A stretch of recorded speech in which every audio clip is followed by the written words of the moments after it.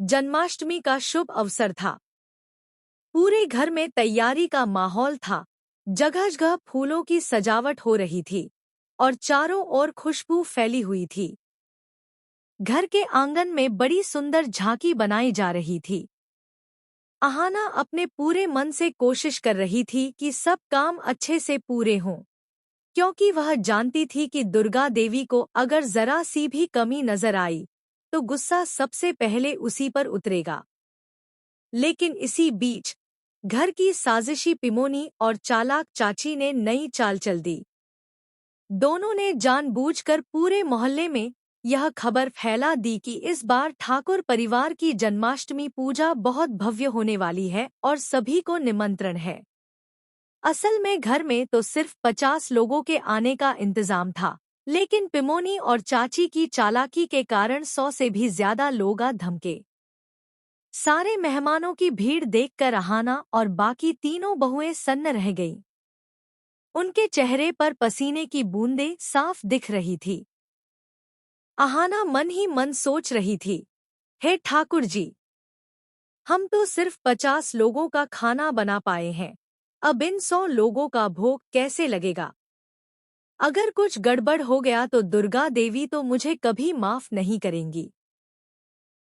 अभी अहाना इस चिंता में डूबी हुई थी कि तभी बड़ी बहू चारू ने उसे एक ओर खींच लिया।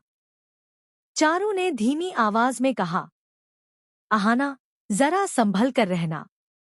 देखो, गिरवी ताई भी इस पूजा में आ गई है। अगर उसने तुम्हें पहचान लिया तो बहुत बड़ी मुसीबत हो जाएगी।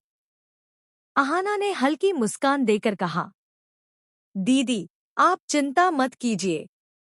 मैं घूंघट में रहूंगी, कोई मुझे पहचान नहीं पाएगा। मुझे तो बस पूजा अच्छे से करनी है। लेकिन चारू का चेहरा गंभीर था। उसे लग रहा था जैसे आने वाले समय में कोई तूफान जरूर उठेगा। उधर दुर्गा देवी ने जब यह देखा कि इतने सारे मेहमान अचानक आ पहुंचे हैं, तो उन्होंने गुस्से से अहाना की तरफ देखा और पूछा, अहाना, तुमने इतने लोगों को न्योता क्यों दिया? क्या तुम्हें पता नहीं कि पूजा का सारा बोझ किस पर पड़ेगा? अहाना ने कांपते हुए जवाब दिया, माँ जी, मैंने तो सिर्फ 50 लोगों का न्योता दिया था। बाकी मोहल्ले वालों को बुलाने का काम पिमोनी और चाची ने किया है। दुर्गा देवी ने गहरी सांस ली और तुरंत समझ गई कि यह सब ठाकुर जी को बदनाम करने की चाल है। वह बोली, ठाकुर जी चाहे जितनी चालें चलें, मैं उनका खेल कभी कामयाब नहीं होने दूंगी। फिर दुर्गा देवी खुद अपनी तीनों बहुओं और अहाना के साथ रसोई में उतर गईं।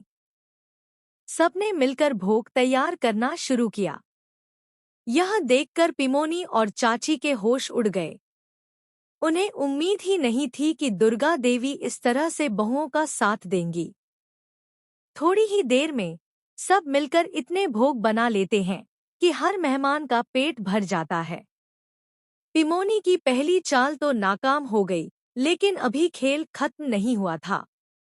असल में गिरवी ताई को इस पूजा में बुलाने वाला और कोई नहीं, बल्कि पलटू दादा ही था। वह पहले से ही अहाना की कमजोरी जानता था। उसे मालूम था कि अहाना ने दुर्गा देवी के दिए हुए खानदानी कंगन गिरवी रखकर पूजा के लिए पैसे जुटाए हैं। यही राज अगर सबके सामने खुल गया तो दुर्गा देवी का गुस्सा आसमान छू लेगा। पूजा खत्म होने के बाद जब मेहमान घर से जाने लगे तो पलटू दादा ने गिरवी ताई को रोक लिया। उसने बड़ी चालाकी से घरवालों से कहा, अरे, आप सब भी गिरवी ताई से मिलिए, ये हमारी पुरानी पहचान वाली है। यह सुनकर अहाना का दिल जोर जोर से धड़कने लगा। उसकी आंखों में डर साफ झलक रहा था। वह मन ही मन सोच रही थी, हे भगवान, अगर गिरवी ताई ने मुझे पहचान